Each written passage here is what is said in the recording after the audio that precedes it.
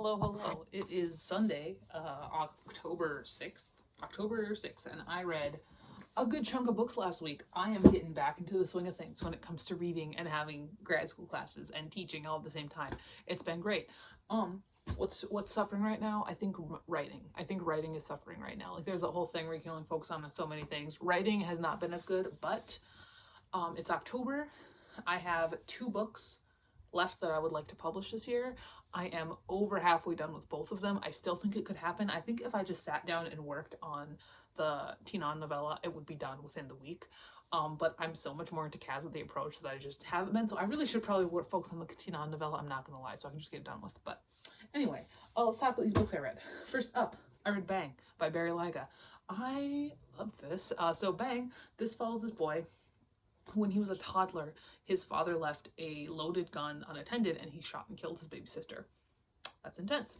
I thought that it was, hold on, let me go back to this. This was so great last time I did it. Shit, yeah. Okay. This was intense. It was really good. It was really good.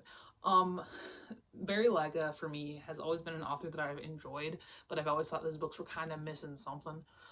And this one really, I think, kind of hit all the marks. So this follows him when he's like 14 years old, and he is like convinced that he's just got to kill himself because he ruined his life. He ruined his parents' lives. He's forever going to be known as this guy who killed his baby sister, and it's just a lot. The writing was really good. I think Lyga, previously, my thoughts with him has been that his characters are really just a little bit insufferable and a little bit like too pretentious. This one, Sebastian wasn't. He wasn't pretentious at all. He did have his thing that he was really good at. Lyga loves doing that. In this kid's case, it was pizza making. But it wasn't as intense. I don't know. It felt more natural than his other books. I think this, honestly, out of all the books by Lyga that I've read, I think this is the best one. I gave it 5 out of. Did I give it 5? I think I gave it 5. I gave it 5 out of 5 stars. It was pretty good. All right, next I read a manga that I had been anticipating. This is my favorite manga series. I love it so much. It's hilarious. It's the best. The anime was good too. I'm sad it only got 1 season, and that is volume 15 of Monthly Girl Sensaki-kun by Izumi Tsubaki. This came out in September. Like I said, this is my favorite one. We get like a volume a year, and I cherish it. This is hilarious. It's a hilarious series. What this follows is this girl, Chiyo Sakura, and she has a crush on this guy, Nozaki, in her class, in her grade, but not in her same class. And he's just this very tall, stoic kind of guy. And one day she goes up to confess to him, but he thinks that she is asking for an autograph because Nozaki is actually a famous mangaka, and he writes shoujo manga under a female pen name. And he's not like secret about it, but nobody believes him. And so he gives her an autograph, and she just rolls with it. And then they like start working together, and everybody in the series is so dense. Like, I'm not lying when I say that the series makes me cackle. Like, it is like out loud laughter. It is so funny. The art style is pretty cute. It's very typical of its time. I think the series started in like the mid 2010s. And it's so good. It's so good. And I know we're getting a 16. I know we are because I've seen the Japanese cover. So I'm really excited about that. I hope the series never ends. Although in this volume, you see that Nozaki is starting to kind of get some feelings for Sakura back a little bit, and like I feel like that does kind of spell an ending, which is sad, but like if this ends without them ever getting together, I'm gonna fucking riot. But no, I love the characters. This one could have used more Mikoshiba because there wasn't a lot of him in there, and he's my favorite, but it was still like very fun, and we got lots with like Kashima and Hori, and it's been a good time. 5 out of 5 stars. All right, next I read a short story on my Kindle, and that is Father Dale's Drive-Thru Exorcisms by Vicky Parhampton. This is one of the like after dinner shorts situations, which are just a bunch of kind of like Black Mirror-esque situations. This is about a couple of people, and in this couple, the woman, she grew up in evangelicalism and she got a lot of trauma from that. And the husband doesn't really care all that much, but what they do is they dress up as like a priest and a nun, and they do drive-through exorcisms. And it's an interesting enough little story. I think I gave it 4 out of 5 stars, maybe 3.75. It was interesting. I think it's the best one of these after dinner shorts that I've read, but it's just kind of meh. All right, then I read a manga from my Hansama box, and this one I didn't like as much as the other 2 I've read, but it was alright. It is Aria of the Beach Forest Volume 1 by Yukiri Aika, which follows this little witch, and she lives in the forest, and she's been alone for so long, but one winter this wolf shows up, and she befriends the wolf and takes him in. It's very cutesy. This is the art style. It says rated teen on the back, but it's very much not. I would give this to a child easy. Like, it's like there's no language, there's no even like suggestive poses. It's not really anything I'm really all that into. It's very fantasy-esque. She lives in like Ireland, that is very specific, and it's interesting enough, it's cute enough. It's nothing that I want to continue with, which doesn't make me mad, because with the Hansama box, I mean, like, I read 3 volumes of the Hansama manga that I've been sent. Out of that, 2 of them I've decided to continue, so like that's a pretty good track record. 2 out of 5 stars. All right. Then I read a New Yorker. I count these in these because otherwise I'd never read them. So I put them on the book wall and I count them when I read them. Obviously I can't count them on Goodreads, but I can count them in my personal spreadsheet. So I read the New Yorker for September 9th, 2024, of the week of that. I think highlights in this one, there was a poem that I really liked the Desperately Seeking, the thing about Simone Weil. That was pretty cool. But there was a poem in here that I liked. It was in the middle of the Ina Garten thing. Where is it? What was it called? Who's it by?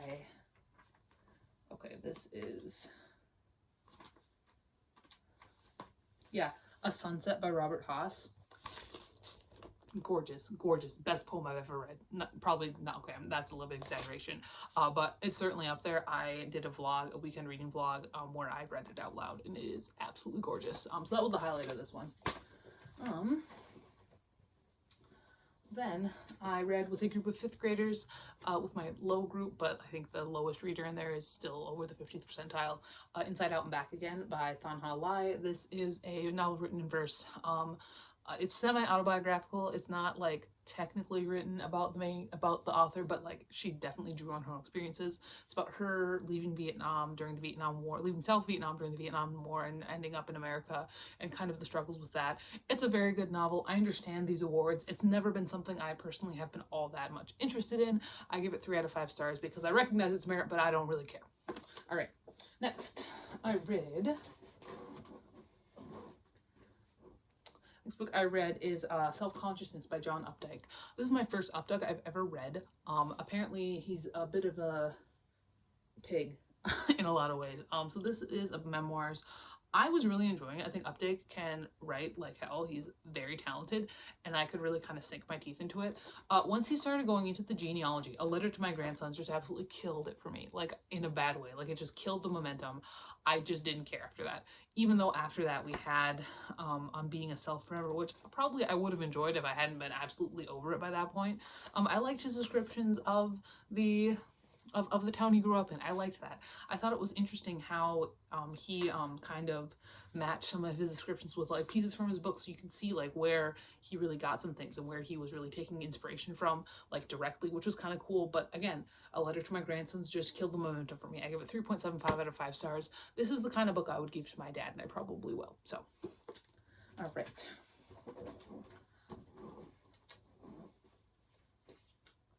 After that, I read some YA contemporary. I read Mindwalker by A.J. Steiger, which is a dystopian. It came out in about 2015, and it's very, very much kind of similar to that. This follows this world, this futuristic world where like we have kind of replaced social class with mental stability class, I guess. Like it follows this girl, and she is a mind walker, which means that she can go into people's minds and erase bad memories. And it's really kind of a discussion on mental health and like whether we should really want to really forget all the bad things that have happened to us and what really makes us and our experiences shape us. And so even if maybe we feel better without these experiences, would it really be us, and is that really for the better?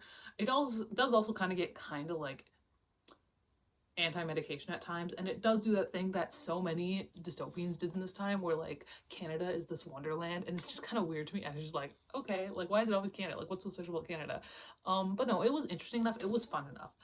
I could enjoy it. I was a little didactic at points, but it is, you know, written for young adults, and this is one where I could see a lot of the points where I'm like, I'm 27 years old, I'm not the target audience, and I understand why it's doing things like this. So I gave it 4 to 5 stars. It's nothing life-changing, but it's good enough. In terms of all the books, all the dystopians that were coming out at this time, it's good enough. So, all right, after that, I read the last book of the week, 1500 Miles from the Sun by Johnny Garza Villa. I read this last night. I finished it. I pretty much read this all yesterday. I read like 30 pages on Friday, and then I read the rest of it yesterday. This follows this boy in Texas. He's very closeted because his father is very traditionally masculine. He's Mexican, and his father is very much like into the machismo kind of thing. And he, one day, he gets drunk at a party, and he accidentally comes out on Twitter. And then everybody in his life knows, and he like kind of like, the good thing about this is that he does get like an online boyfriend from this all. It was good. It came out in 2021. And I could see where it was a very personal book for the author. I think the author just saying like the forward, like, this is not my life, but I did take a lot of my own experiences for this. And I think we do see that a lot when it comes to coming out stories in young adult gay literature. A lot of the times our coming out stories are really stories about the author, which is not a bad thing. I'm not saying that's a bad thing. I'm just saying that's kind of a trend that we see here, especially when we've got gay books written by gay authors. I know a lot of the times we say that our straight women are kind of monopolizing the queer lit market, which is not the truth, because most of it's not very good. That the women are writing, it's either not very good or it is straight up erotica that people are just trying to get the rocks off. So I don't know where I was going with that, but either way, it's a coming out story. It does have some harsher topics in there, like his dad's not happy about it, and I do think that it had some realism in that way, because I do think a lot of the times, and it even mentions that in here, it's like it shouldn't be this hard still, but it still is for a lot of people. And like not everybody is all enlightened and like wonderful and what have you. So I do think it does talk about that in a way that's very understandable, because yeah, it shouldn't be this hard still, but it still is for a lot of people. No, I did really enjoy it. It was a very easy read. It was a very quick read. There is a whole lot of just like Spanish in here, because they just speak Spanish, and I kind of liked how like the author didn't even pretend to translate it. He was just like, no, they speak in Spanish now, and you just gotta deal with it, which is kind of fun. So you'll get more out of this if you speak Spanish. I speak French. But yeah, no, it's good. It's good. I gave it 4 out of 5 stars. It's a good one. Currently I'm reading The Pairing by Casey McQuiston. I'm only like 30 pages in. I don't have much to say about it yet. These are the books I read this past week. Oh, Jesus Christ, I'm dropping them all. These are the books I read this past week. That is all for today. I will talk to you later.